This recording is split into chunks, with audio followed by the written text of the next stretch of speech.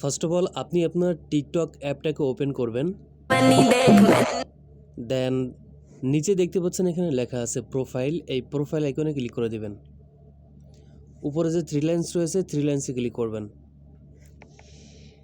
এখান থেকে নিচে লেখা আছে দেখুন সেটিংস অ্যান্ড প্রাইভেসি, এই লেখাটিতে ক্লিক করবেন। এখান থেকে অ্যাকাউন্ট সেন্টারে ক্লিক করবেন।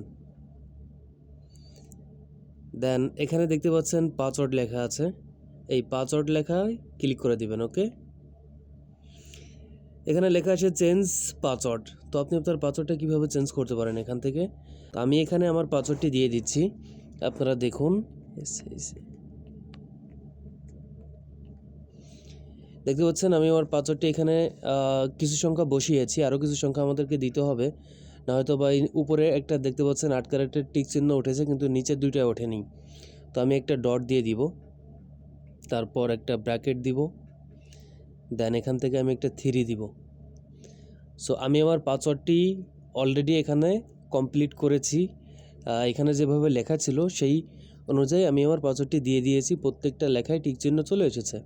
আপনারা ঠিক এইভাবে যে পাসওয়ার্ড সেট করতে চান ওইভাবে সেট করবেন। ওকে, দেন পাসওয়ার্ড সেট করার পর নিচে যে কন্টিনিউ বাটনটা দেখা যাচ্ছে কন্টিনিউ বাটনে ক্লিক করে দেবেন। উপরে দেখতে পাচ্ছেন পাসওয়ার্ড চেঞ্জ, আপনার পাসওয়ার্ড চেঞ্জ হয়ে গেছে। টিকটক আইডির পাসওয়ার্ড কীভাবে চেঞ্জ করতে হয় আমি আপনাদেরকে সম্পূর্ণ প্র্যাকটিক্যালি দেখিয়ে দিলাম। ঠিক এই প্রসেসে আপনি আপনার টিকটক আইডির পাসওয়ার্ড চেঞ্জ করতে পারবেন। সো দেখা হবে নতুন কোনো ভিডিওতে, সে পর্যন্ত ভালো থাকবেন। আল্লাহ হাফেজ।